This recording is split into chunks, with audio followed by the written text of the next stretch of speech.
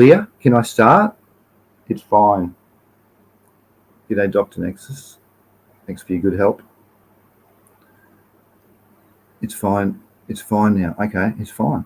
Well, so I should start then. Right. I got one more bag in my volcano.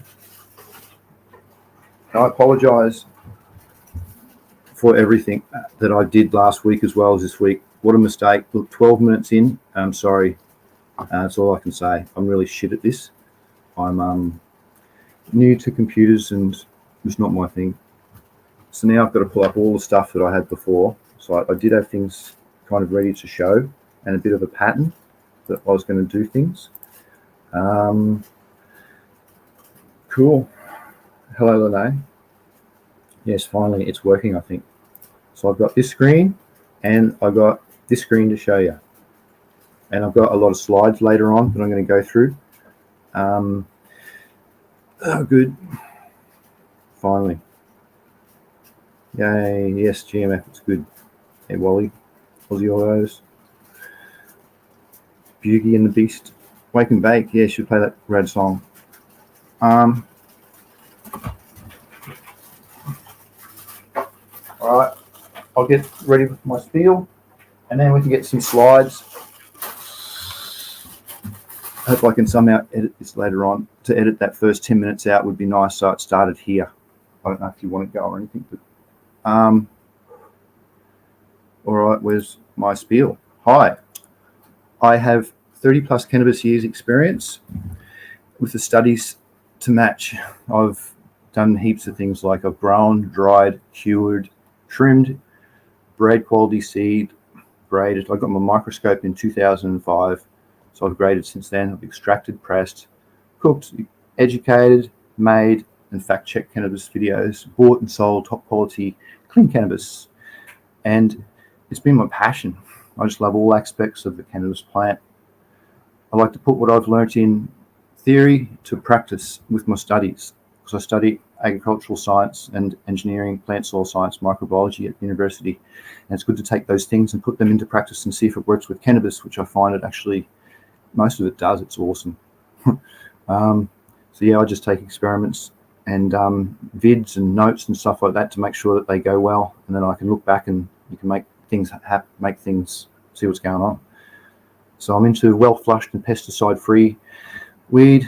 What's this? In Canada, I had 2 rooms where I was harvesting every 5 to 6 weeks, and I was getting top quality price at the dispensaries, working with a ACMPR friend who had a license. That was quite good.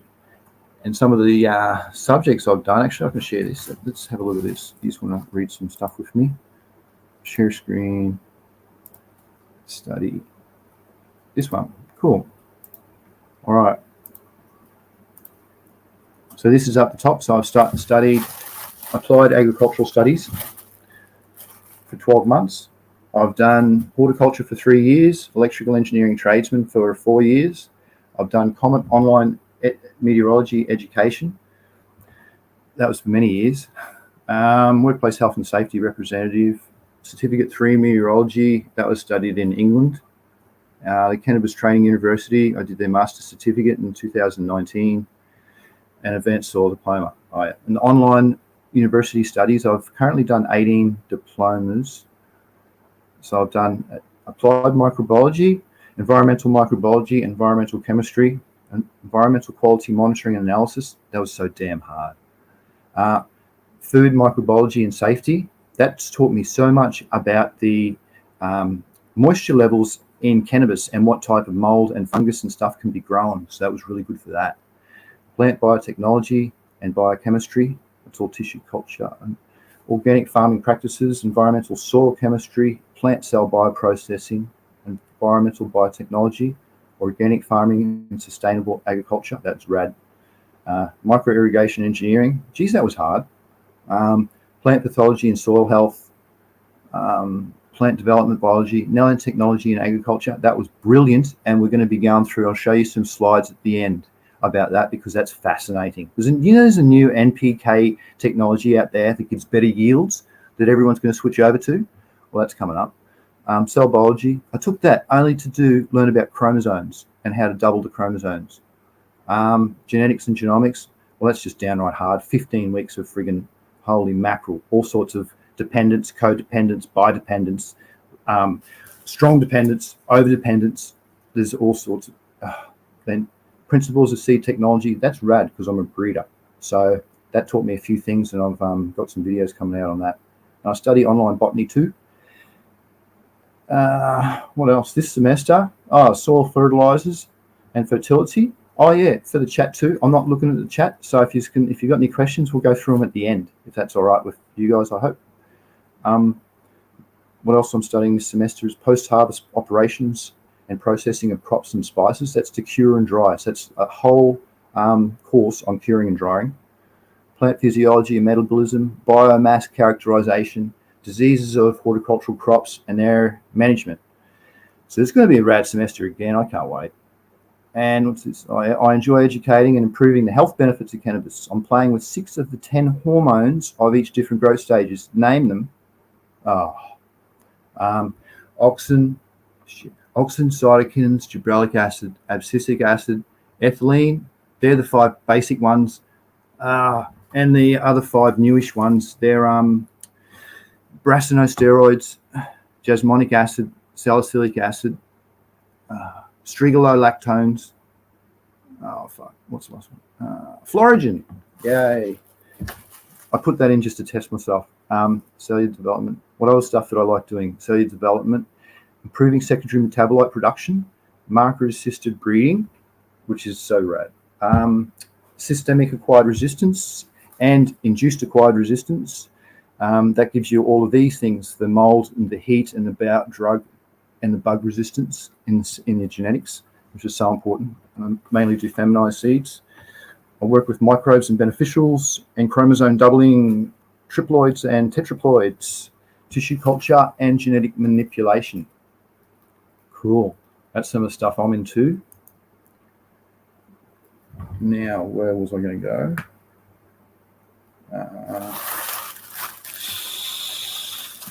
BC, I did that. Oh, yeah, I know. All right. I'll move on to I'm just going to share the slides now. Okay. So I've got to go. Sorry, this is my first time. Please bear with me. Share screen. There we go. It's not there. Flaming. I have to go all screen somehow. Then I'm not going to be able to see what I'll just do this. And then I presume we're like that. And I reckon you can see it all. So this just shows us how important the endocannabinoid system is. It's like a sixth body system, as the Harvard Medical call it. And you can see it does all the things. And on the bottom left, all vertebrates and some invertebrates have an endocannabinoid system. And on the bottom right, it says insects do not have a cannabinoid system. Sorry, insects. Look at that. See, it's even cool. Kangaroos got it, crocs. They've all got it. It's rad.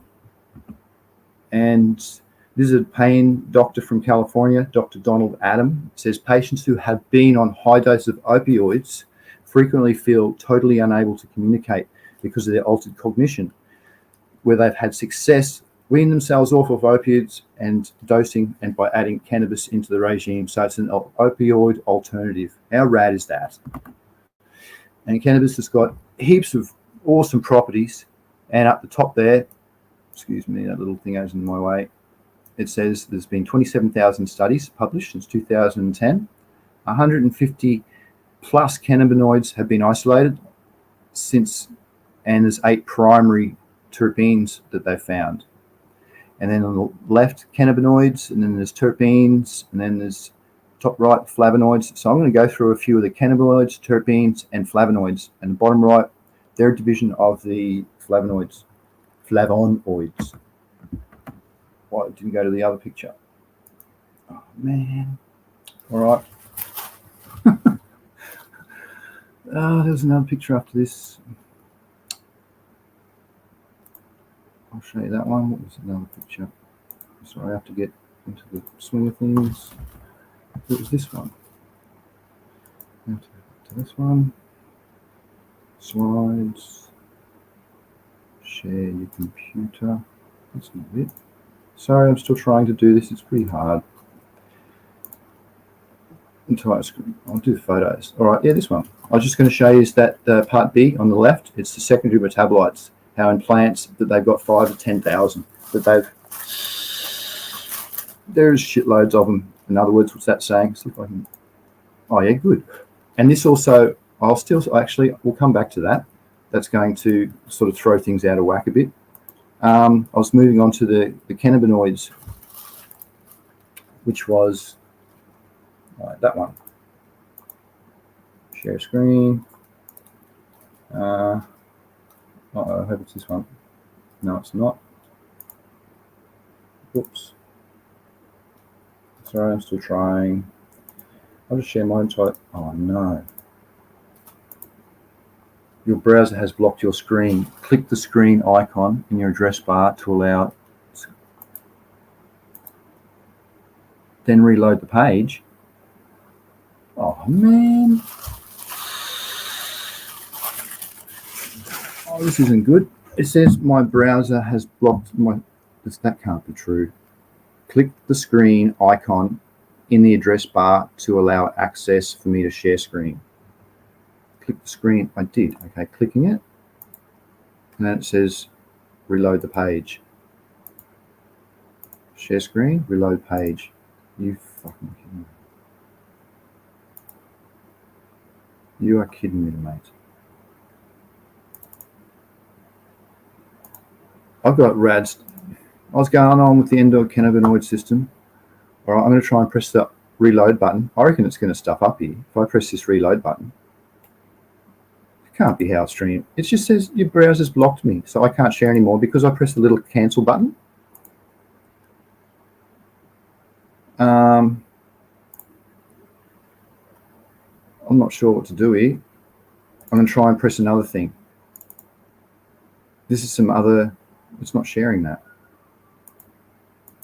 Oh, mate.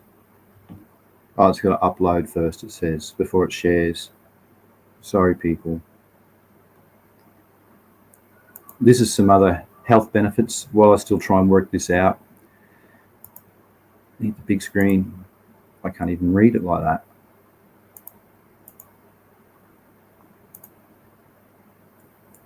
It's not really working. Okay, we'll come back to that one a bit later. Yes, AussyCC is live and he's having big problems because somehow the browser has blocked him to share now. It's asking me to reload my page because I pressed an X button. I didn't want to share one thing, so I pressed X to cancel. Now it just thinks I've cancelled the whole sharing scenario. Oh, this is really, really bad.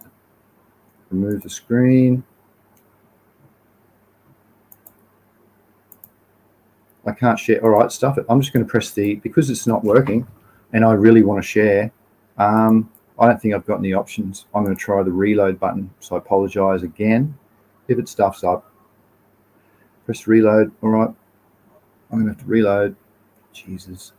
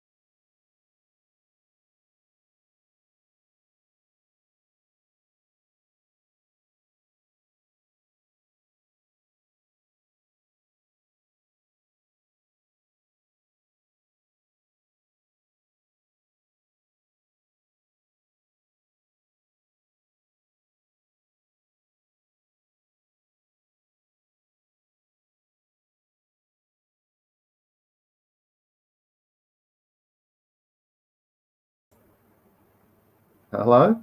Oh, now you can. Ah, far out. Far friggin' out. So you got to press the little click button on the left, the person thing sitting there. That has to refresh it. And now I can see me swelling. Now I should turn I'm going to go and adjust the audio. Flame and Nora. Oh, God. Oh, no, it says automatically adjust for me. Sweet. So it mightn't be in your faces. Oh, I tell you. Thank you for bearing with me, people. Holy mackerel. All right, back to it. Where was I on? Flavons. Holy moly. Really? I've got so many boxes open now. I don't even know what's going on. Oh, shit, eh? So I was into the flavons. All right, I'm going to look for the flavons because I have to go through that section. And I'm going to go quickly find it in my notes. That's the quickest way. Instead of just, there it is right there. See, opened, bang, opened again. Good. Now I'm going to get up to you guys and share my screen. Hopefully it'll work that fast again. Choo, bang, select. And it's humulene still. What about this one? There it is, flavon. Well done. All right. Actually, that's a bit small screen for you guys. So you don't want to see me.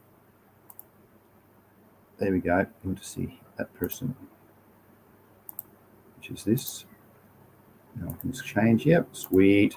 Flavons. Yep, they're one of the largest group. 20,000 known naturally, huge. And then you got 50,000 terpenes, and it's just a massive amount. It's the whole point actually. Oh, the thing was my doctor. How's this? I went to a pain specialist, and because I got a few medical problems. I got epilepsy, and I got my forearms are frozen. There, I got C6 radicular pain. So it's a neck problem thing that's makes my hands and seize up very fast. So I go to a pain specialist, and they used to give prescriptions to cannabis, medical cannabis, and I'm talking to him about it, saying, "Yeah, educate," and we're going through a few things. Guess what? They didn't know the difference. This is in Australia. They didn't know the difference between friggin' sativa and indica. So if they would have I'm caffeine sensitive. So if they would have prescribed me some sativa, I would have said, this is shit weed. It makes me anxious and it works against me. And they would have went, oh, do you know, after we had some questions, he brought another specialist in the room, and there was two of them listening, and they said, thanks for the lecture. And most of the times I'm pretty happy. I was pissed. Because these are the people, the professionals in Australia who's supposed to have been prescribing it before this system come out where they're going to different prescribers now. And that's their education levels, mate. My GP, he just got a license the other day to prescribe the cannabis. Guess what? He knows everything now. Do you know why? He did a 4-hour course. So he's right up there, and he's very fluent in his confidence from his 4-hour course. I'm just explaining to you the education levels that are at in Australia. All right. Yeah. Good opportunity for those people in Australia who, even if you're a weed smoker, you get a little bit of education behind you, mate, and you'll be way ahead of the rest. Flavonoids. All right. This is another group of secondary metabolites. So there's three groups of secondary metabolites. There's your terpenes, your flavonoids, and your nitrogen-producing flavins, which is I'm not going to even go touch on. So we're getting back to here. 20,000 of them there are. And all right. So these are rated on this C chain. So these are to do with all of the tastes and the goodness and the properties. They've got all the antis in them as well, and you get all these also in cannabis. Largest known. It's all pretty technical again. I just wanted to skim over all this sort of stuff, and I'm going to show you. Actually, I'm just going to skim so fast. I'm just going to show you the divisions of the flavonoids, because they break down into flavons, flavonones, flavins. Like here's the flavins. They're the catechins. That's what gives out the antioxidant type of a rating, the healthiness rating, in some foods. I did put that in one of the lectures a while ago. All right, let's go on to something interesting. Yes, the blues, the pinks. Yep, the anthocyanins, they're another branch of it. That comes up later. Yep, see, flavins, there's another branch, also known as the catechins. They're in glycosides. Flavins are categorized into, yeah, with some good stuff. I'm trying to sort of make it not too technical where it can be understood, I suppose, where it's just not all mind-numbingly crap. There's flavonins and flavoninols. See, some different ones again. I've only just briefly touched with my experience in here. Look, 3,000 compounds just in those. And they're also in cannabis because it's a plant. This is more so to do with the extraction. And if you're going to try and take this, you'd be extracting it to get these properties. You wouldn't be getting it in combusting it for sure. And I don't even know if I'd be getting it when I'd be vaping it, because I'd have to look at the volatilization temperatures for what these compounds are, and then you'd have to heat them up at that temperature to get them to release their goodness. And they mightn't even go into a methyl formation where it gets released into the air, pterocarbons, like they do. All right, this is it. I think this is about it. I'm sort of going about, oh yeah, look, anthocyanins right at the bloody end. Good on. Oh, all right, we're going to stop there.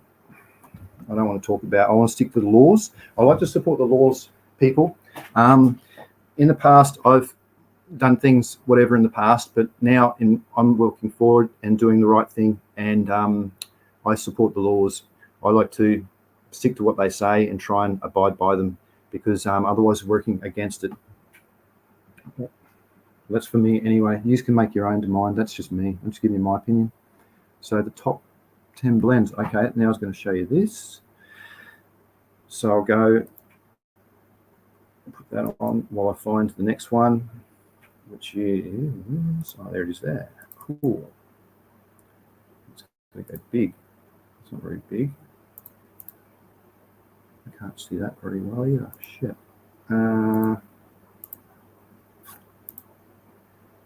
I'm just trying to load up the next slide. I think it's that one. Add to stream. Oh yeah, so you're looking at that right now. Okay. Now how can I view that on my screen? So that's the screen that I want to talk about. Just the 10 benefits, because just going on how blimmin' beneficial this cannabis is if you use it to your advantage. I'm just trying to pull it up on my screen. Yep, here it is. So on the top left, it's good for pain relief. We all know about that. The myrcene, the caryophyllene, the other different properties that are in it. Beneath it, it actually increases lung functioning. So published in a journal of the American Association, a study found that it does not harm lungs. They studied 5,000 young adults, 20 years, and found that while tobacco users had lung functionality problems, cannabis users increased theirs, actually increased. There's some positive. It fights cancer. Well, I've lived in BC, lived in Canada for 5 years. 3 of them were in BC. And those taught me a shitload. In the dispensaries, mate, fair income. I used to like talking to the oldies. I'd go in and ask them, what are you in here for? Well, I can come in, I can take all these tablets, or I can just take these 2 capsules. I'm thinking, holy shit.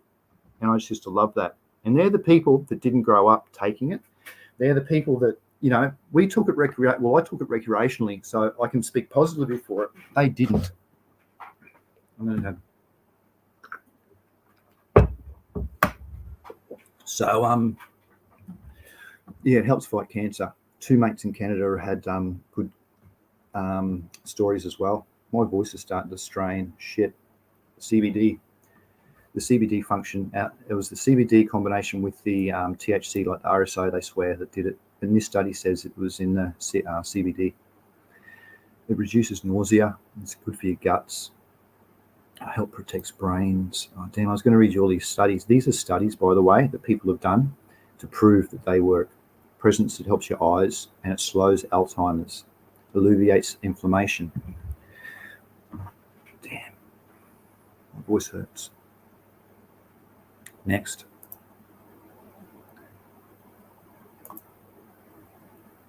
Okay, I'll show you that one. Pain specialist. Is that about it? Good. Yeah, I might have to go into the Nanotech bong vape. Yeah, we might having a friggin' sesh, mate, but there's no one here to hold on. So he's just sitting here looking at a blank screen. I'll have to get someone else up next time. So for times like this, I can ask them a question and they can crap on. Nanotechnology in agriculture. This is cool. I have to pull up them. So I'm going to go through.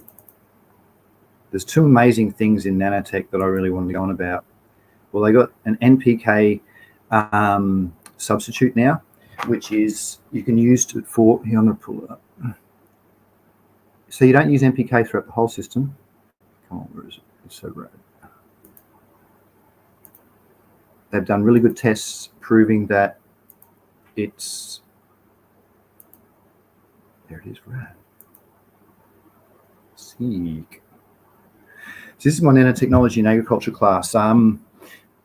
I did it last semester. It was really good too, and there's a few things I taught out of it. And this is going to give me some future experiments that's going to come up. And mate, this NPK substitute, it gets me excited talking about it. So let's get on to it. So yeah, nanotechnology in agriculture, it's amazing. So they went right into it at the start. So we're going to have to go through. This is how you. These are the different things you can synthesize too. So I'm not going to read them out because my voice hurts. You can see them, and there's a few more. There's about 12. And then you're synthesizing it, and then you synthesize things to it. So that's how it works. You get a particle. You'll synthesize it through various techniques. There's heaps of them, and then you'll apply it.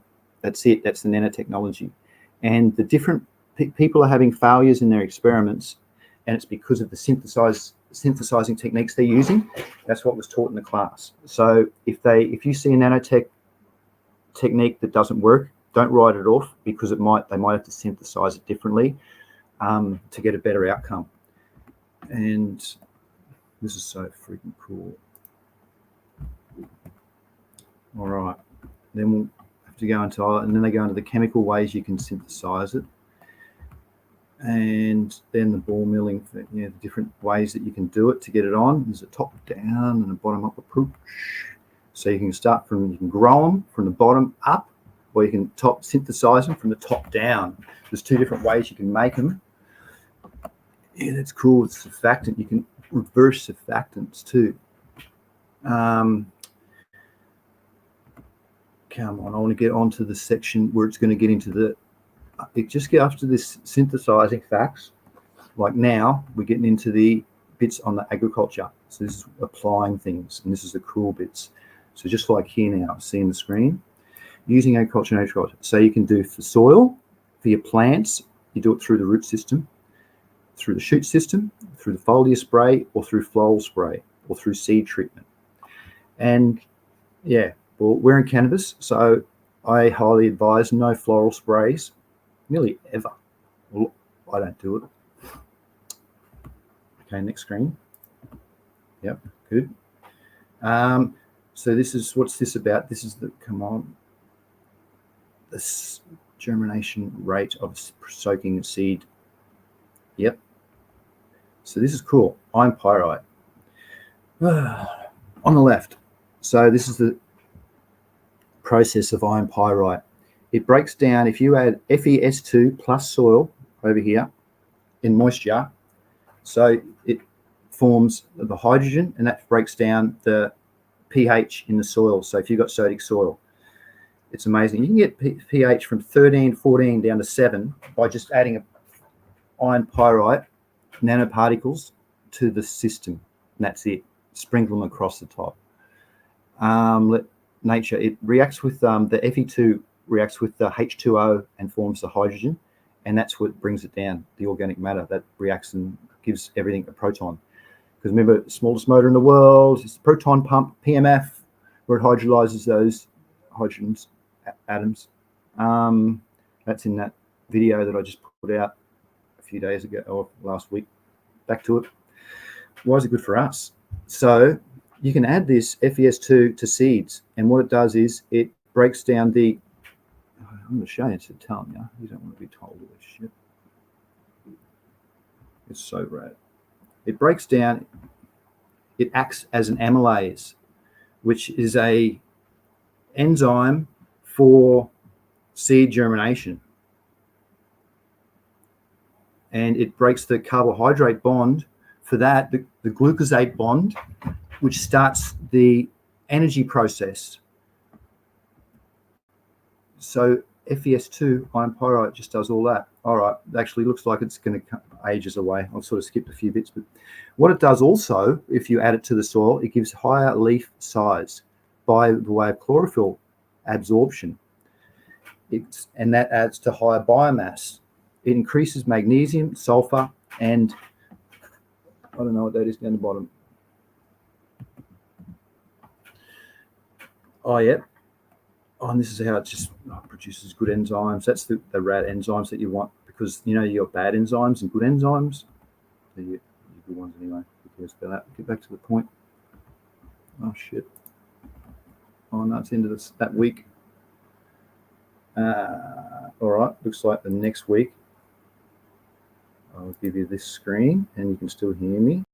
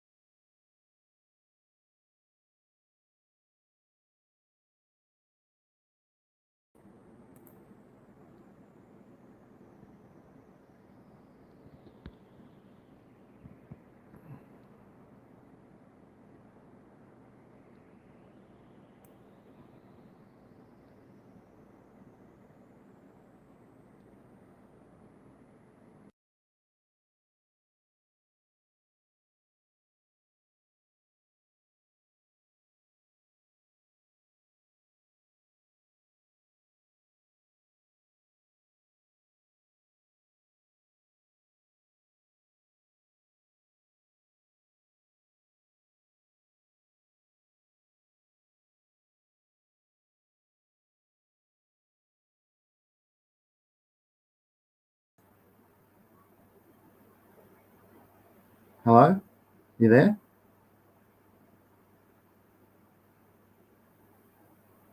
Shit, I think it's back again. I hope the sound's working again.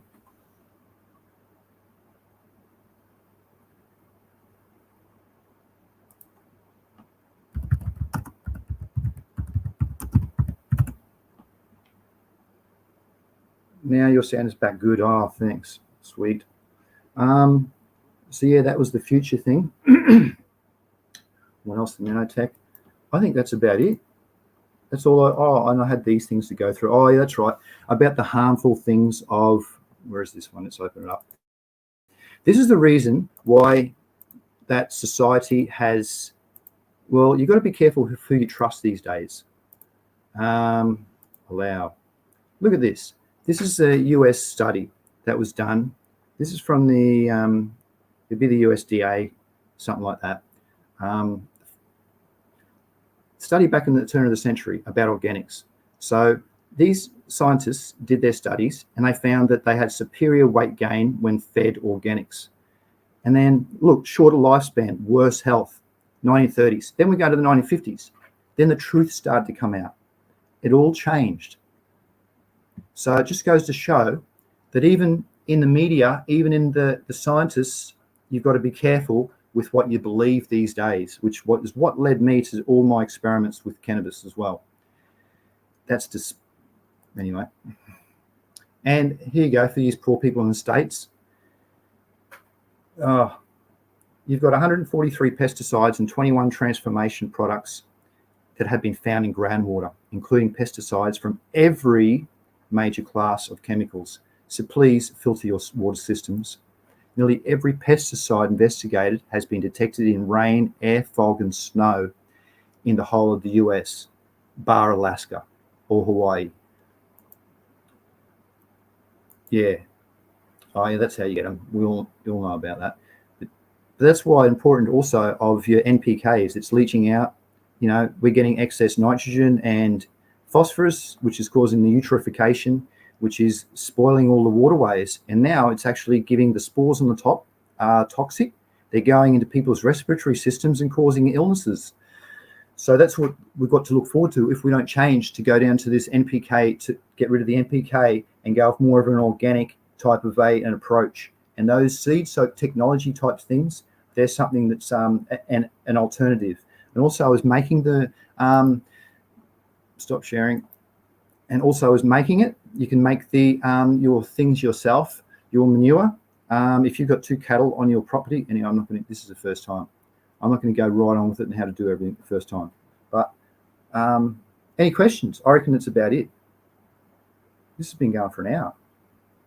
All right, I can see, I'll chat. G'day, everybody. Thanks, Lene and Duncan and Wally and Aussie, Autos and Part-Time Planting, GMF, everybody for showing up. Buttercakes, Montana, the Neighborhood Grows. Hey, g'day, Neighborhood Grows. Oz Indica, Nexus, the man, Duncan, Biscuits, thank you. This is good. Where's Hook? Hook's got a show. There's a few people in chat who've got shows too. If you want to follow any good cannabis people, PTP has a show. I know the Neighborhood has a show. The Hook, who's not there, he has a show. Yes, a few cool things. What can I show you guys? Or is that it?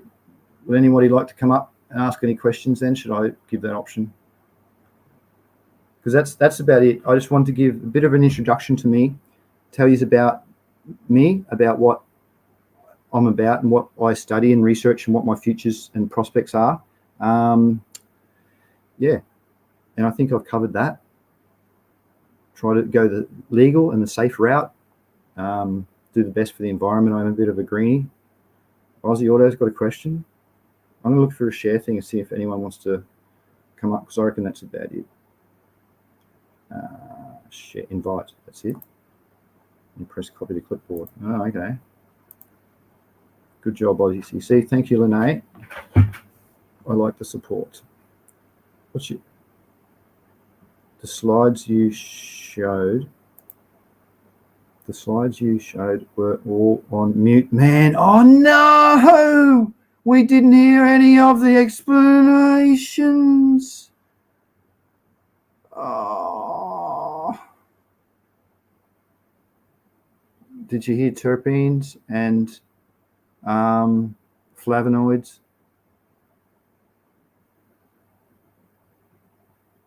Sorry about that.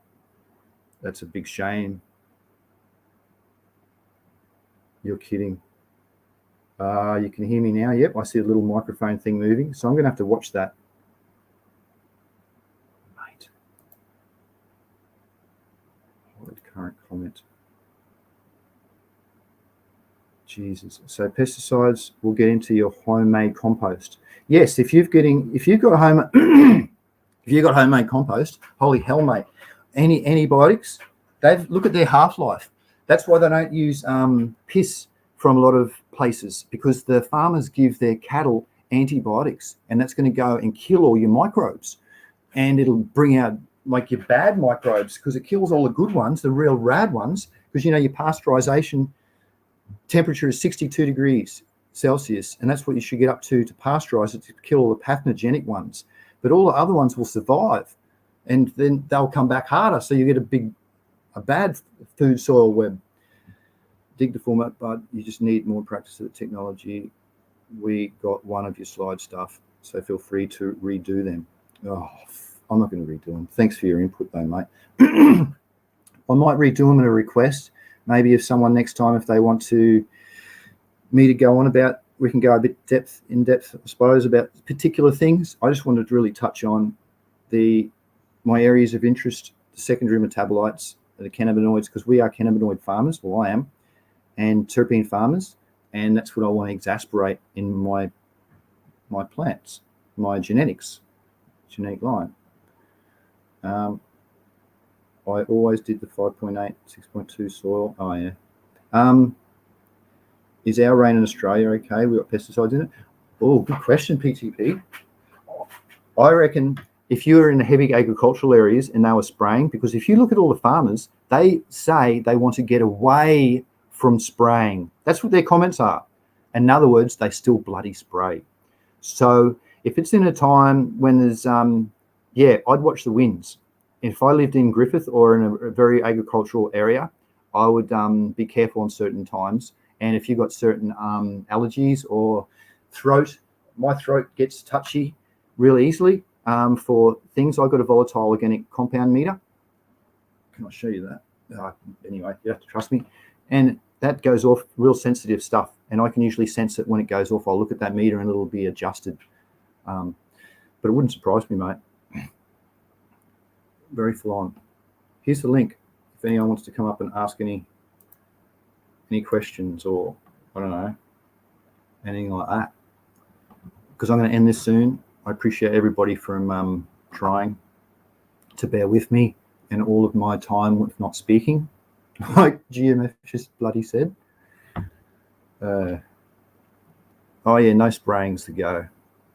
Well, it is if you like, if you want to eat or drink the stuff you spray. So most of the people that spray don't give a stuff about it. They call that a sellable crop. And they're people that are polluting and harming people and causing adverse problems. If they call their stuff medicine, they shouldn't be spraying. That's my opinion. Everybody's got an opinion, remember. I'm just giving my opinion, guys. Thought, damn, can't use rain only from now on. Most rainwater, I think, would be all right. I try and test as much stuff as I can. Then I know, like, use your ppm meter. If you've got a ppm meter, if your rainwater, if it's 0, it's good. If it goes up, you've got to ask yourself, what are those particles actually in there? If it's testing 50, like, because 50 to 100 is spring water. So, and your RO water is 0 to 50 parts per million. So you have to ask yourself, what parts are they? They're inorganic or organic. So it could be any type of an element. Does Australia allow glyphosites or other hardcore pesticides? Mate, fucking oath. It's despicable. Australia does. Or if they don't allow it, they do use them, and they would have bad half-lives in it. So yeah, those glycosides, they've got bad, they're hard to break the bonds on them, and that's why they take ages to break down into Mother Nature. And it really sucks. It's not good. Predator swarm mites and ladybugs are my best friends in my groves. Hell yeah. Beneficial bacteria and beneficial fungi, awesome. I use quite a few different types, and they work for you. It's sort of like having your own little helpers for free. So who said that? Good on you, mate, for saying that. That was Aussie Autos. Yes, I agree. Make the seeds. I'm all about growing weed, mulching it in. Hell yeah. All the mulching ins are bonus because they get all of our rad properties that we've brought out in the plant, because all of the other mulch that they get wouldn't be probably as healthy and beneficial as our organic cannabis that we grow. So Magna Seeds is doing the right thing. You have a very good substrate. And mulch too, you want to use, I've got 2 videos actually coming out on mulch, and yeah, anyway, microplastics, heavy metals. Yes, sequestering heavy metals, cannabis plant can sequester, which means it absorbs it like mushrooms. That's why they've got to do heavy metal tests too. Microplastics, they're bad for the environment. Yes, recycle. Anyway, I'm not about that. This is about cannabis.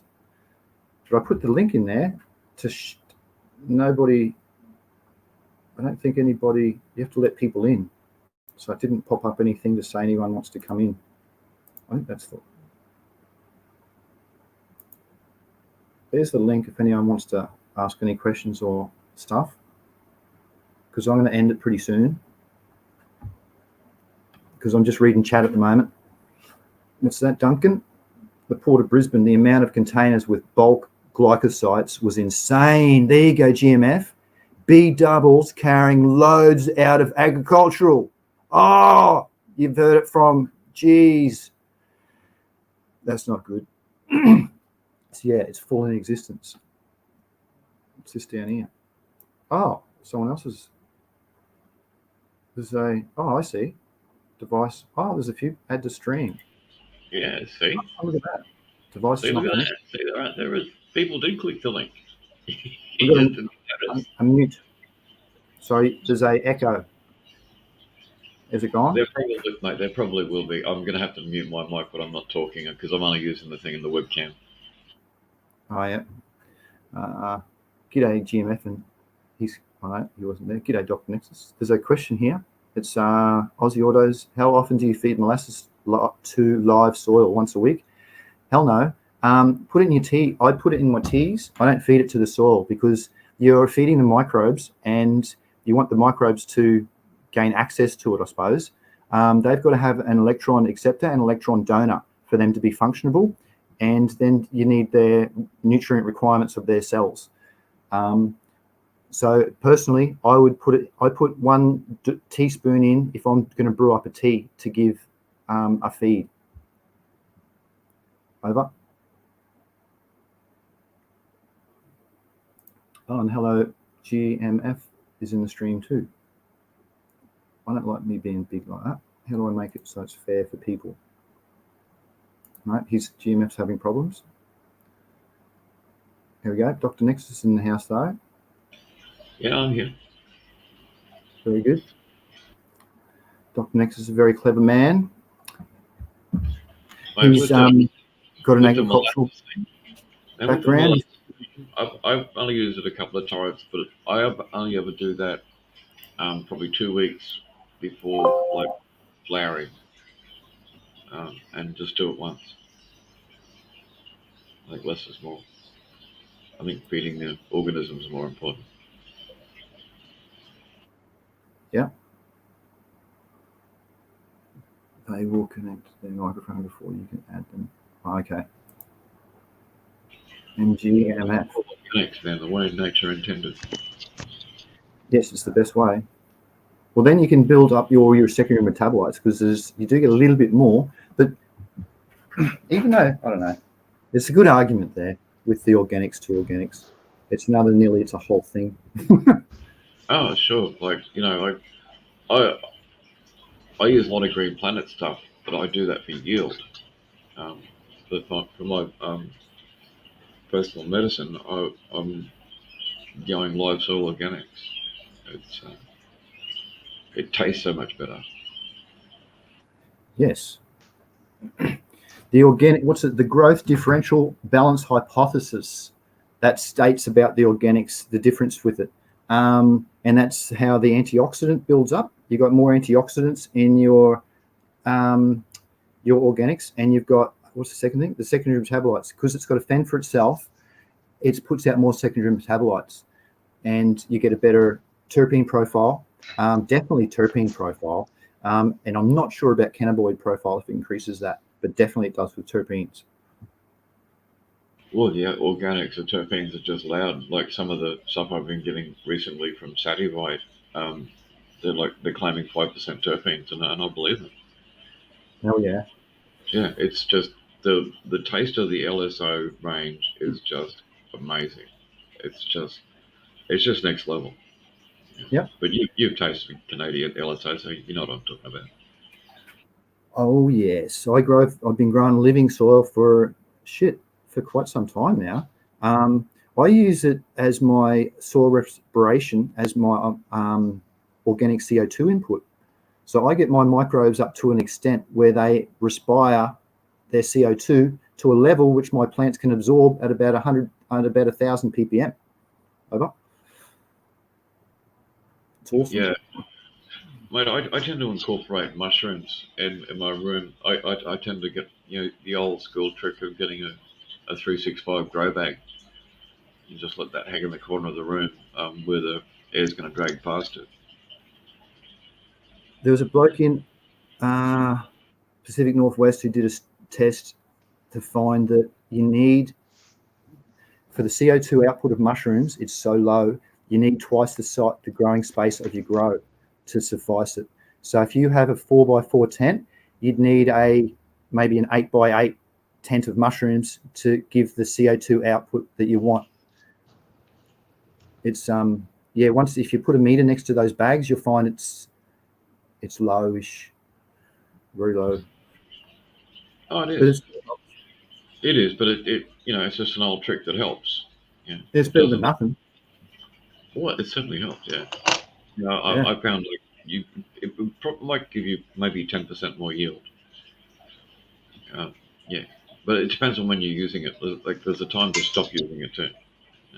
When you're at a certain point in your flowering, you want to reduce the CO2 rather than increase it. Yeah. G'day, Pip Jam. This is why I had an early Pip Jam for you fellas in the UK. Yes, how you going, Main Green? You missed it all, Main Green. That's why I went through a good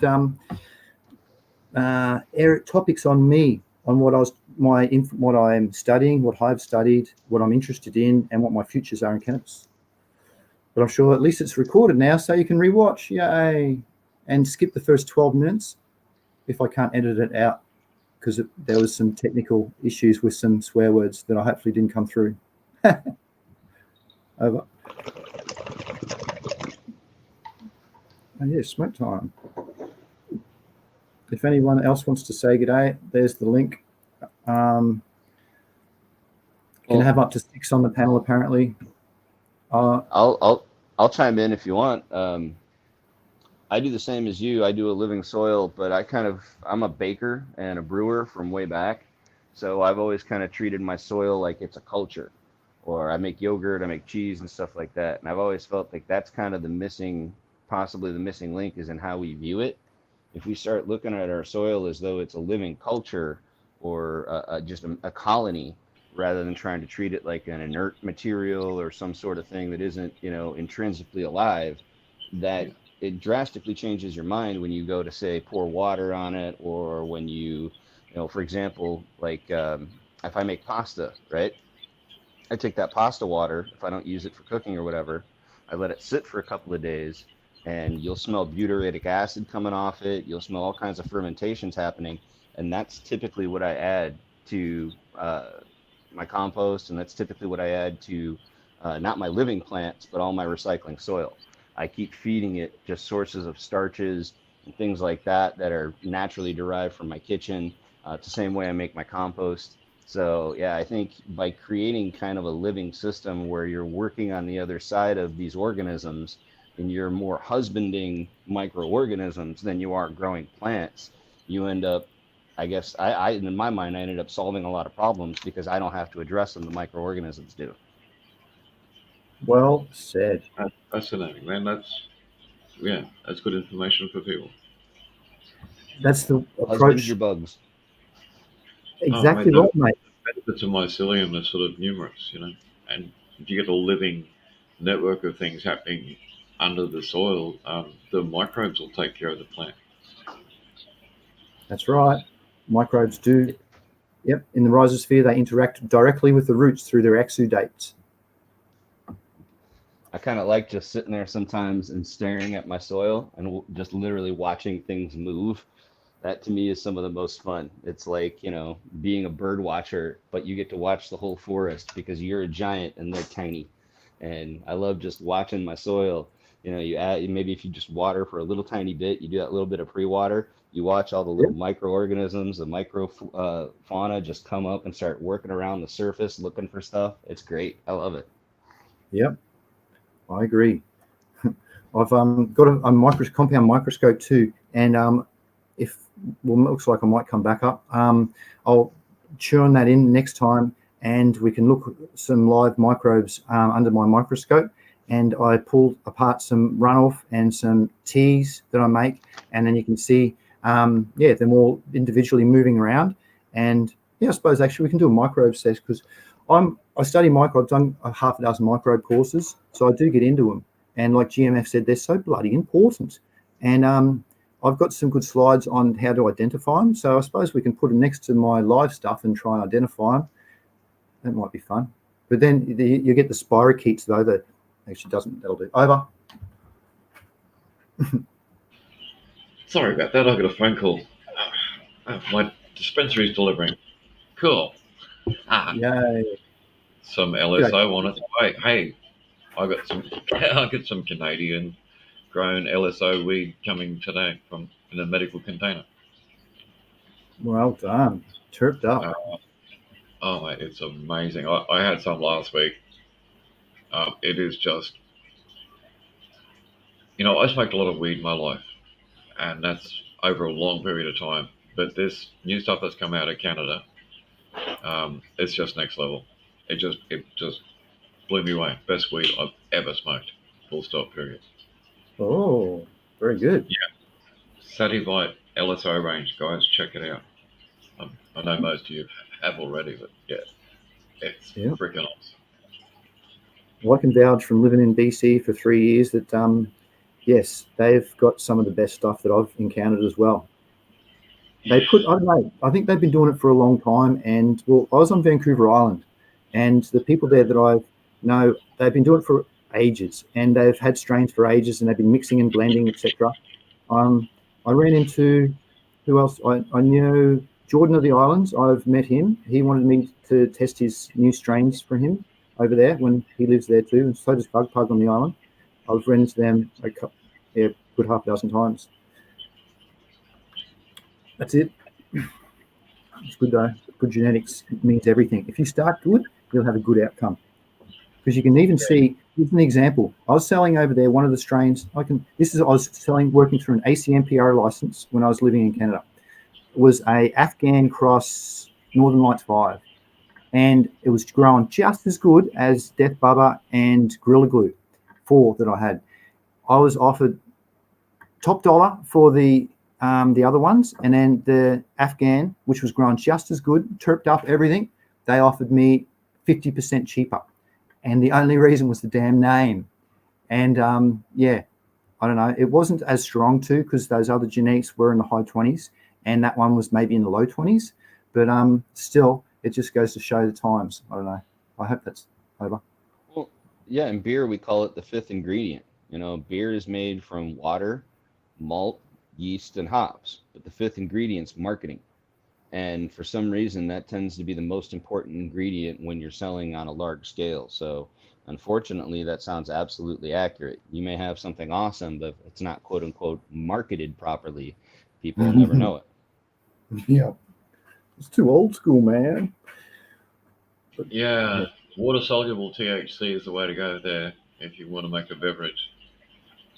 You just need a sonic cleaner, man. Yeah, a sonic cleaner will make your THC water soluble. So if So you're you decarboxylate it and then use the sonic cleaner to break it down and to micronize it. correct, Okay, Hmm. that it makes becomes sense. water soluble. Didn't you Yeah, know that well, trick? yeah, it's in suspension. Yeah, it's a micro suspension. That'll work. It's like Right, milk. exactly. You just break the fat molecules so small they appear to be in solution when they're really just in fine suspension.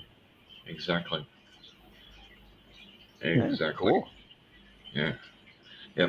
I remember some of the weed from Canada. Like my favorite strain over there had to be the Blue Alaskan Thunderfuck. That was like, it just blew me away. That was just next level. And some of this Sativite range that's come into Australia recently in the medical scene, it reminds me of that. Um, Hmm. I don't know where the Thunderfuck came from. That was a Matachuso. What do they call that place? Matachuso Thunderfuck? Or Yeah, Matanuska. It's originally from Matanuska. okay, that's an island, isn't it? I believe it's an inland town. yeah, Inland it's town. inland. Yeah, that's where old mate lives Okay.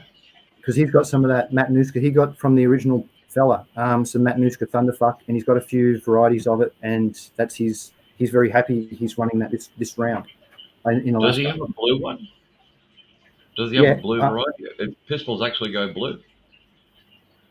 I don't remember him saying anything of that. Do you, GMF? He's he's in the group. I'm not sure. Not off the top of my head, but it could very well be. I just don't remember. I just remember it as one of the original outstanding strains. It was one of the first ones they took seriously as a treatment for cancer. Oh, As whatever the terpene profile was, it starved cancer cells of their proteins. oh yeah, that works So very. I had a friend, his dog, where he put it on cancer, and he just fed it the RSO, and it put it on halt. And then yeah, also another friend's wife did that, where it was on halt, and they couldn't get RSO for a while, and then all of a sudden the cancer progressed, and then they got onto it again, and it stopped it. So that's a good sign for uses of it as well. yeah. Oh, they're doing a lot of research into it, and they've isolated different compounds that are good at fighting cancer. Share screen. Well, and I was going to. typically, from what I've been reading, all those compounds that are effective seem to be the A forms or acid forms. So when we decarboxylate it, it loses its antiseptic and cancer fighting abilities. But if we leave it in the A form, then it's able to do, it have antiseptic properties. It's able to be an anti-cancer agent. I think the thing is THCA is supposedly 20 times more effective at being an anti-inflammatory than prednisone, but the trick is not decarboxylating it, which we always do. It's always a trick.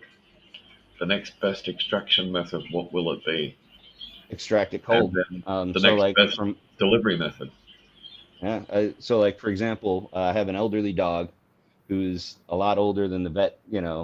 She looks very good for her age. I'll put it that way. And one of the things I give her every day is about 30 milligrams of THCA. So it's not active. It doesn't cause any kind of intoxication, but it's a very much an anti-inflammatory. And all I do for that is I don't decarboxylate anything. I just extract it cold into coconut oil and leave it in the A form completely, non-decarboxylated. And that is safe. So there's no psychoactive effect from it. But if you need pain relief, it really works. It's much like, yeah, Absolutely. the anti-inflammatory effect compared to steroids is marketable. This is an example Yes. on the screen here of all the different types of topicals that you can make on what the fellas are going on about. It might be illegal in Australia, but this goes worldwide, so that's why we're saying about it. If it's not legal, don't use it.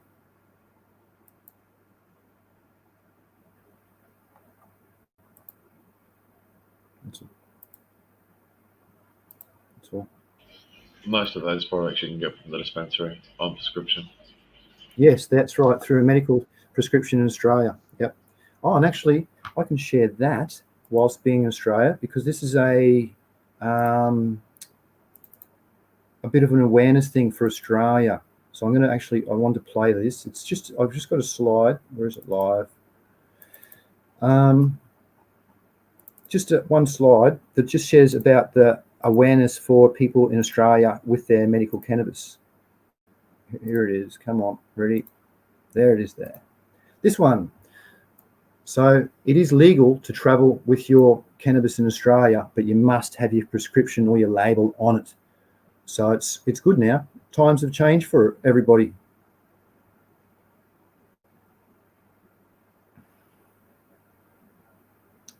Even more good times towards the end of the year. Yeah.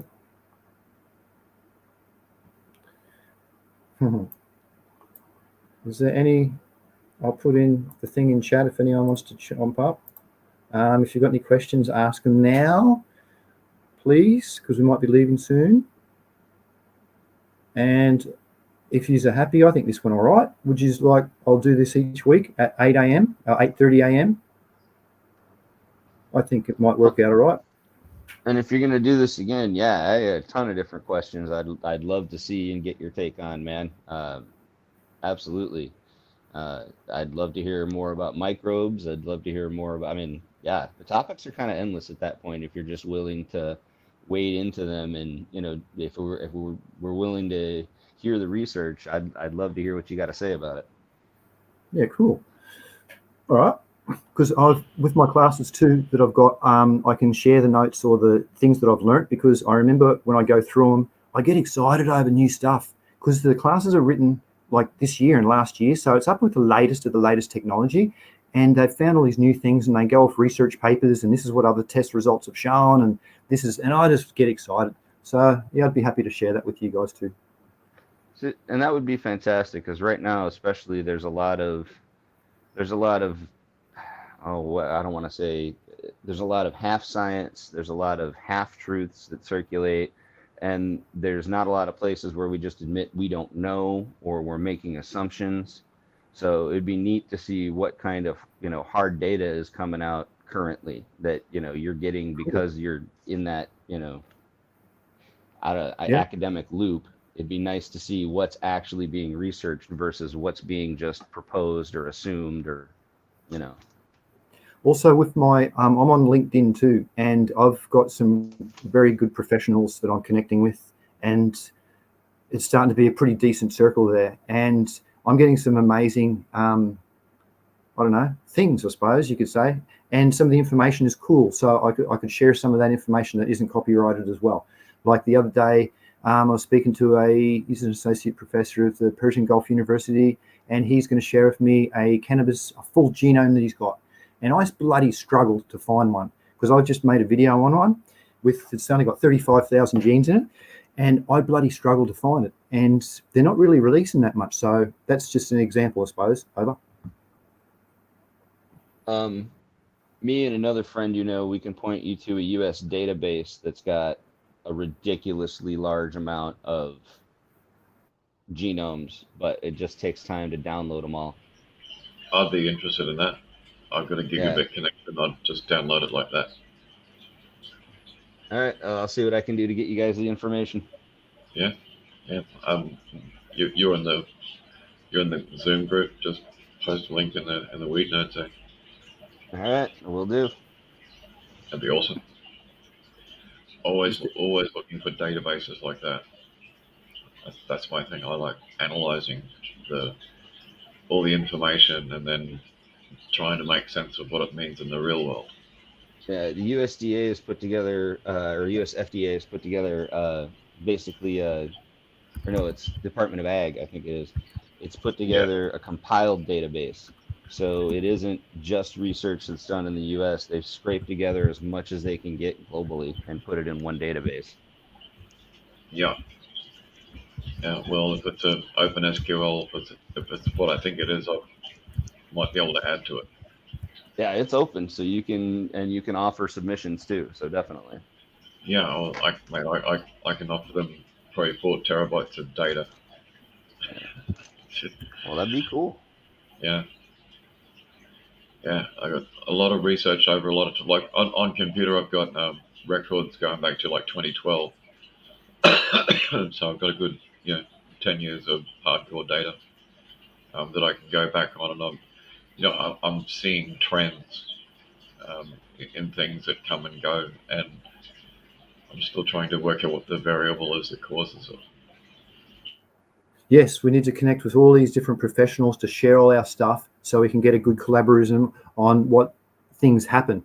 Because there's even in the scientific community, there's a few misconceptions on, like I'm playing around with the polyploids at the moment, and there's even a few weird things going on with that. And in cannabis tissue culture, I've heard a few odd things. I'm not going to say a name, but a few odd things. So by us sharing and putting all of our knowledge from doing our research together, we can get questions answered. It's bloody excellent. Dr. Nexus is a doctor. He's actually done a PhD, everybody. He's a very knowledgeable man.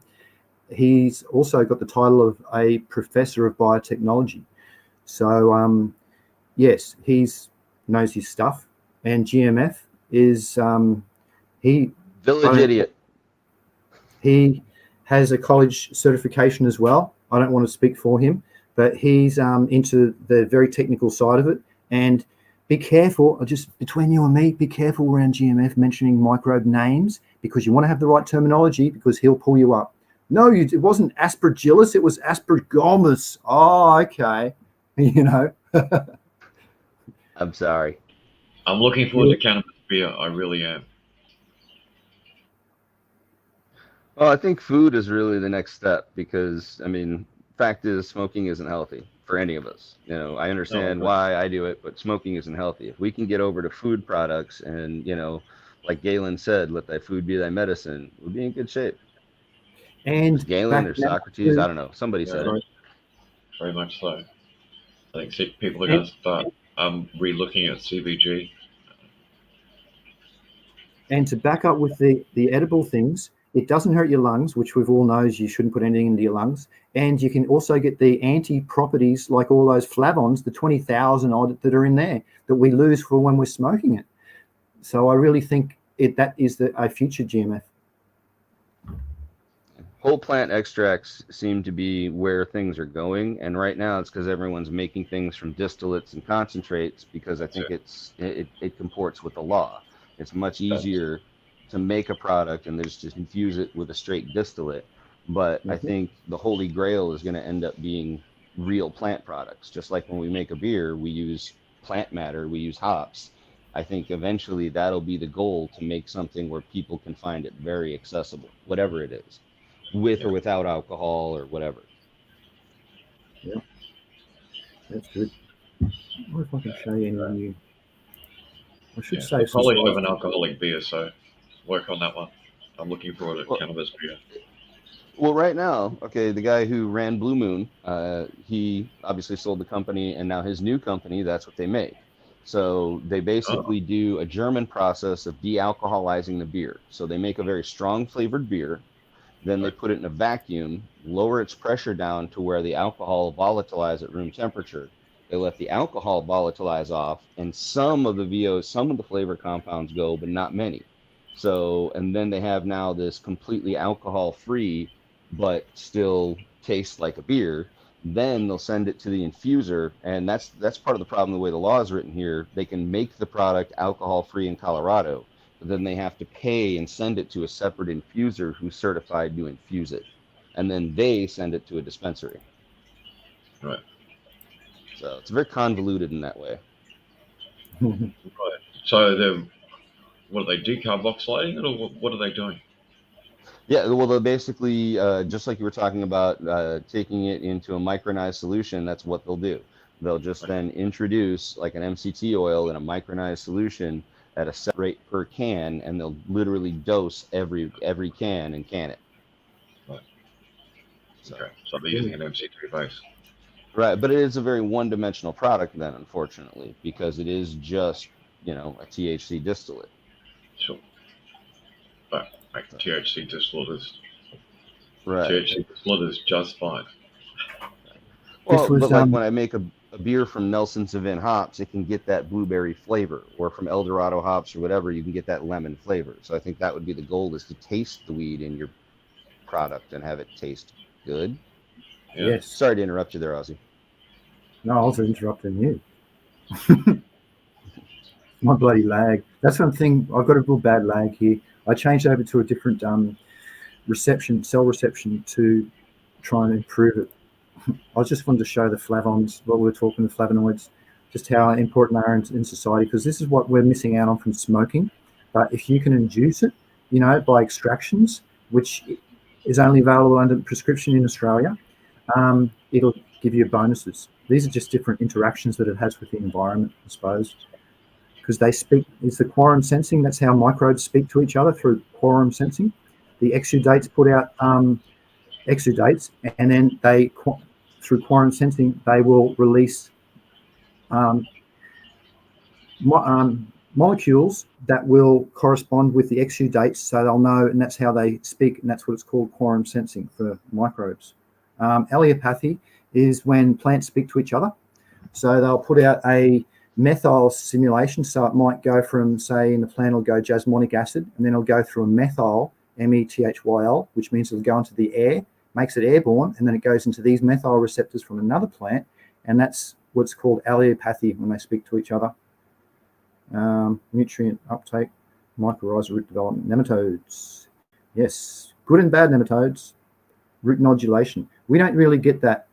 That's talking about the beneficial bacteria, the nitrogen-fixing bacteria that nodulates, that we don't get in cannabis. That's only in rhizobium, legumes and stuff. Anyway, that's, yeah. Another over. That's interesting, actually. It's like, if cannabis plants actually have a conversation with each other, what are they talking about? That's one of my videos that I'm actually trying to do. I'll go on. I'll do that another time, because that's a big bloody. I got shitloads of notes on. They can speak to each other. They can hear. Plants can hear 200 hertz frequency. So the roots will grow towards the frequency. There's also been played. What else is there? The ears. Yeah, the allelopathy is the ears. They can smell through their senses as well, and looks like here. Oh, here's the tropism. Oh, yeah. Yes. So it's amazing, and they can see. They'll feel through touch as well, because the mimosa leaves. That's the thing where you touch it and it all folds over. That happens through a calcium signaling pathway. And they also, if you put too many plants in one room, they won't fill out. They'll sense each other as well. There's a question asked a few weeks back, was why aren't my mother plants filling out? And because this person had like 6 or 8 mother plants in one room, and they're all touching, or virtually touching, because the plants can sense it. Over. Yeah, they do that. So it makes you wonder if the sativa plant saying to the indica plant, "Hey, let's see how paranoid we can make CC." Yeah, and it works. Especially when you smoke more. I've got an interesting video that some weird past students did with ultrasound, and they looked at the plant using a spectrometer and looked at it with heat, and they looked at it with ultrasound, and they combined all the digital images and observed what the plants did and how they actually reacted to music. So yeah, CC's right. They do react to 200 hertz. They particularly like Mozart for whatever reason, but it's harmonics. Yep. And they particularly respond to 432 hertz tuning, not 440. But yeah. There's a course. Plants, they love Metallica. Yeah, he's right. And the reason for that is because of the harmonics. There's a course that I did called What a Plant Knows, and it's from Tel Aviv University, and that teaches you it's an alright course, and it goes for a month or so. And it'll teach you everything about it. So that's what I was referring to, and I've got all the slides from that. It's rad, and it works. And there was another thing to see with putting, does water have a memory? Which you can say, a Japanese scientist did it, where he tested 3 plants growing in water. And they said first plant was you're a dickhead. Middle one, I love you. And the other one, he ignored. And the plants grew accordingly. The one that he praised grew rad. The one that he bagged out and put negatives on grew really bad and wilted and died. And then the one he ignored just was like the control. It was fascinating. And that's a Japanese scientist. Over. Yeah, there's a lot to be said about memory and water, and there is actually a way of erasing the memory and water using fixed magnets. So you need a couple of neodymium ion boron magnets, a 2x2x1, 42 Gauss or bigger, preferably.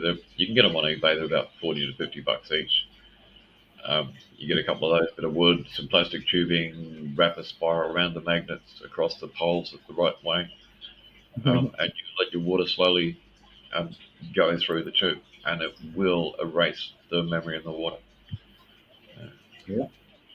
I've seen some really fascinating experiments done with that. A friend of mine, Ken Taylor, he's probably the world leading expert on magnetism and magnetic fields. Cool. He has a trick for erasing the memory of water. It's very cool. You need to go see it. I should post a link sometime.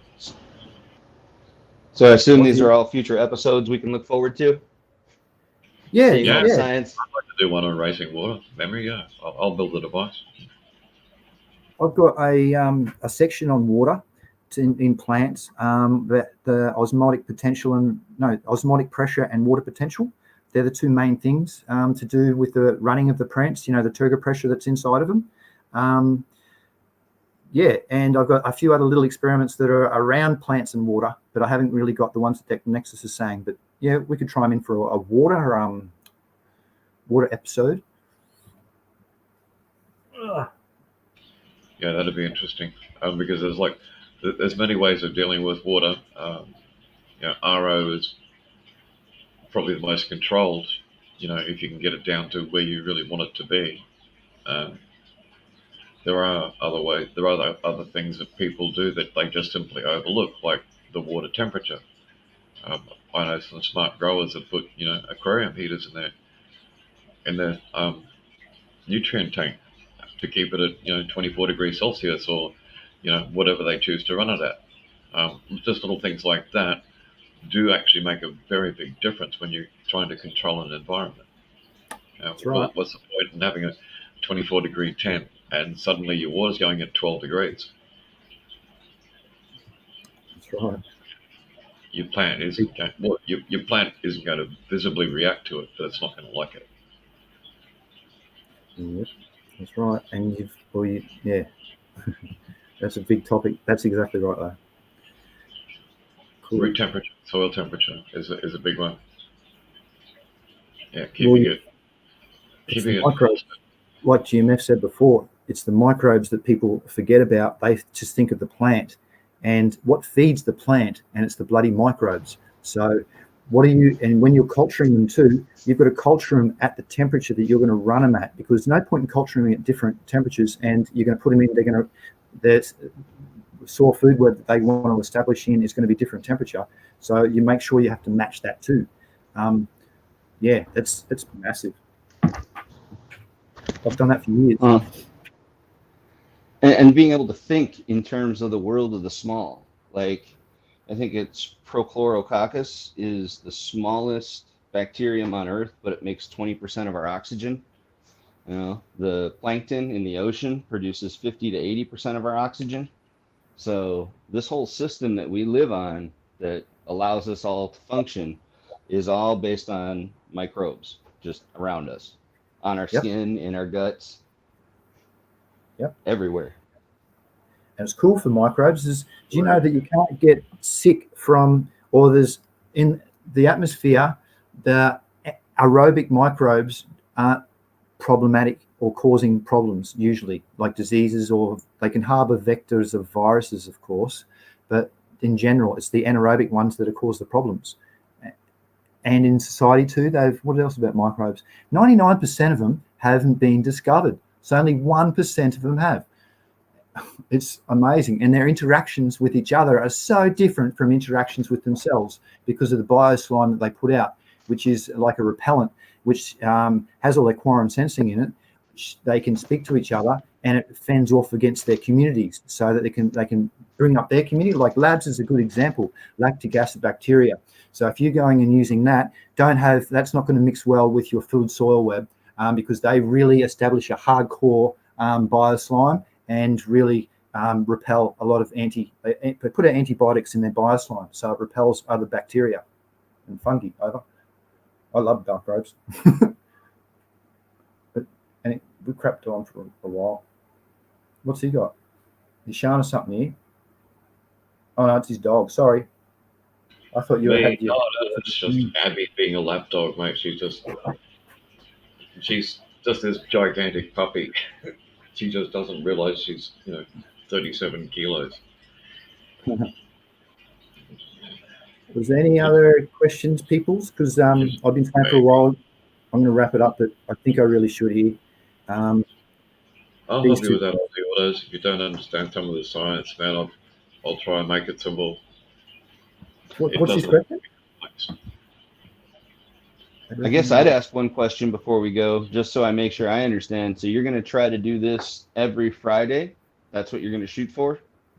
Yeah, at the same time. I'll try and stick at the same time, just to see what happens, see if something comes of it, I suppose. But I enjoy helping people. I don't help illegal people. I only work with the legal ones. So, but I like to help people. So, yeah. Over. All right. Yeah, trust make room on the schedule. Yeah, and just to show my slides through the week and have a chat and talk about technology and where cannabis is heading. And I don't know, I want that type of an approach, not a futuristic approach, but at least where we're at. Not talking about stuff 30 or 40 years ago that science has really outdated it. Yeah, I try and combine a holistic approach with science. I keep it simple. Because, for instance, here's an example. Back in the day, in 19... It's simple. Sorry, Dr. Nexus, my lag. Right. Here's an example. Back in the 1960s or 70s, they had 17... Oh, shit. I think it's 16 requirements for a plant cell to function. Then they went and added in the 80s nickel. And then there was 18. And then they went and added, oh, Christ, silicon and copper. And now there's 19. So these are the discoveries as science has gone on how things change. And, if we work with science, which I do, we can bring out the best in our genetic potential in our girls and our crops and our offspring. Over. We certainly can. Keeping it clean and green. All right. Any questions, everyone? Because I'm going to press I hope to see you. Thank you for everybody for showing up. If there's no questions, I'm going to do this time next week. So if you want, save your questions. I'd like to bust some myths and any misconceptions that there are on cannabis. So if you've got any things that you've heard that are a bit odd, I don't know everything. I'll claim I'm still a student. I'm still at uni, but I'm very focused. So it'd be. And if you ask ahead of time, it can be researched. Yeah, good point. Yeah, we can always get back to you. And I'm the first to say that I don't know. Like AussyCC it, whatever. Yeah, that's a good idea. Have an email address so people can send in their questions ahead of time. And I've got a community channel on YouTube. There's a community section there. So if you've got any suggestions or anything, you're welcome to go into that and just say, hey, what about this? And then, cool, I can answer you on it. So, yeah, save up your weird stuff and we can go through them. And I'm sure with the knowledge that we've got here, that be able to at least get some sort of an answer. Well, between the three of us, if we can't answer the question, I don't think too many people could. Yep. Try. So I appreciate everybody trying. So Duncan, Stoney, Churubro, American One, Main Green, Renee. I like the real hard questions. I like it when someone asks me a question that I don't know the answer to, because then I have to go and find out. I'm kind of similar. Yeah. I can't help it. It's part of my ADHD thing. If I don't know, I have to find out. And it's just relentless until I do find out. So, yeah, it's really good. I've got like another 900 pages to read this weekend, trying to absorb that. Yeah. Oh man, There's CC, grab yourself a copy of that, dude. It is amazing. Secrets of the Point Kush. Pink Kush. That's funny. Wow, look at that No, book. it's the journey from the Garden of Eden all the way through. It's fascinating, all the biblical references that are actually referring to our favorite oil. So, well, I found some connection between that and some information that was recently translated off the Rosetta Stone. They now know that some of these hieroglyphs have to be read together in groups, but from right to left. So now we know how to unlock a couple of secrets that they didn't know before. So some exciting developments there. Yeah. Apparently, they found some cannabis seeds in a tomb in France, and in Rosetta in France, and they've got a strain of cannabis out there known as a Rosetta Stone that are said to come from those genes that are said to be like 4,000 plus years old. Wow. That's I have, cool. mate, I have two genetic packs from different parts of the world on the way to find out which one's the real one. Yes. Because there's a Rosetta Stone CBD hemp in the United States. Huh? It's very high in CBG, apparently over 6%. 6. Yeah, my friend's got one that's 6. Yeah. Yep. Italian. Yeah. Oh, Well, urban myth has it that there's one at 16%. oh, it's getting up there. Well, that's what I'm thinking. It's getting up there. Wouldn't that be interesting to breed with? Yeah. Oh, yeah. Actually, Particularly, my biotechnology class, they said that she worked with a plant. They tried to bring it for 10,000-year-old seed back. yeah. They tried to do everything, and that was a good story. See, what they should have thought of is that those really old seeds that were found in pyramids, like a pyramid conducts cosmic energy, and probably not too many people understand what that is. But if you build a pyramid shape with a square base, build it out of like aluminium tube or something, and you put stuff in the center of that, you watch what happens. You'll get a really old seed to germinate using that method. I've seen it done in numerous lab tests, and it's been repeated. So it's no longer myth; it's actually a science fact. We just don't understand what cosmic energy is or does because we don't know how to fucking measure it. We know it's doing something like resurrecting old seeds. It's repairing something. We don't know exactly what it's doing. So So more study. put that into this possible seed dormancy breaking class. Build a perfectly equilateral triangle with your pyramid. Like it in the center. I'll show you a link to the experiments if you want to have a look at it. Yeah, Oh no, they did all sorts of weird stuff. this is why I love science, mate, because science is so cool. Because you can, I don't know, it just brings new experiments will bring out new things. And even if the science, my experiments don't work, I've still got rad knowledge from it, and it's not a failure. It's just knowledge gained. So it's really Right. cool. Science You is learn great. more from failure sometimes than you do from success. Hell yeah. Ferromagnetic rods, yeah, absolutely. Good stuff. All right, well, people, thank you for putting in the effort and staying with me, and I appreciate. Sorry, I couldn't get to go through much of the chat. Yeah, this is my first show. Yay! Thanks again. Thanks, Dr. Good Nixon, showing A up, good premiere there. helping at the end, and all you people in chat. So save all your good hard questions, and I'll see you next week. And look out for some new videos that I'll post through the week. Is there Dr. Nexus? Would you like to say anything before leaving? No, just everyone have a good weekend. Stay safe. And if you're in an area like I am, watch out for rising floodwaters. We've got a shit ton more rain coming. And GMF, do you want to say anything before we leave? Everyone have a good weekend and watch out for losing rights. That's what's happening where we live. So, get out and vote. I guess that's what I'd say.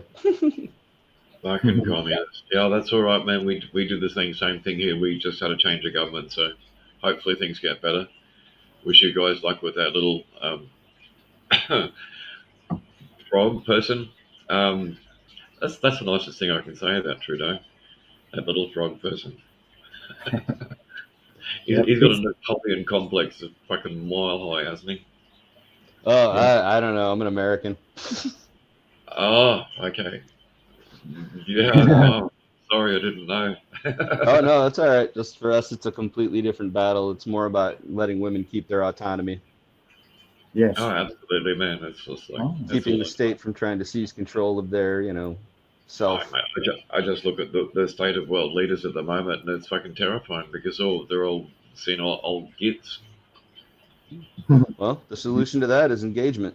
The solution to that is young people going out and getting engaged and voting and doing stuff like that. We tend to get very low levels of engagement from young people. So the nice part Yeah, about old people, no offense, is that we always age out of whatever we're doing. So we cool. should make room for new people.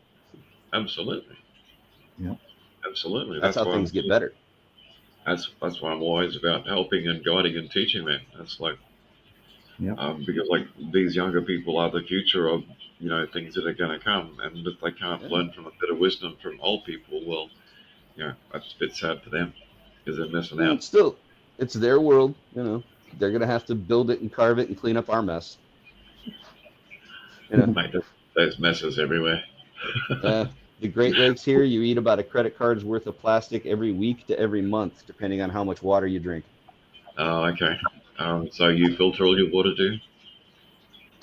Yeah, well, where I live, it's much older infrastructure. So I actually live in the oldest house, one of the oldest houses in my neighborhood. Right.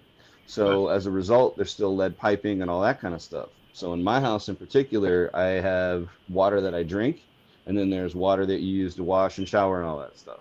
So we take very much different, but it's part of living in a place with older infrastructure. The city Sure. of Chicago has been around a long, long time. So with older infrastructure comes old lead pipes, and you've got to be aware of that stuff. Do you use an RO filter? Not for that. For washing, I just use straight off the tap. But for all my drinking water, yes, that'll go through a combination of RO and spring water. Yeah, yeah, I smart. I'm not was just drinking going all to those show. plastic. I was just going to share the slide too about it's the name of the plastic eating microbe.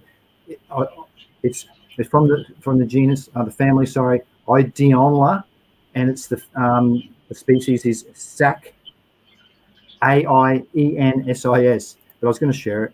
That'll be another topic. We can really get into microbes, I reckon, real decently because I love them too. There's two types of plastic eating microbes, but I think we should end it. I think we should save that for another one because microbes are rad. Microbes rule. That's my One statement. that eats nuclear waste, so why not? Yes, there's all sorts, and there's even ones that can't talk about those secret ones. But GMF might be. Oh no, we can't talk about bioremediation. YouTube algorithm wouldn't know what the fuck to do with that. Yeah. So thanks. So this is the final lasting goodbye. So I appreciate everybody for coming in. And sorry about last week. It looks like it might go smoothly from next week onwards. Perfect. Try and show some respect to someone you haven't. So through the week, try and do a nice thing for someone that you really haven't done for a while and see what happens. And I bet you your energy will improve. So I agree. on that note, thanks everybody again. And good night and good day. Bye-bye. Be safe. Peace out, everybody.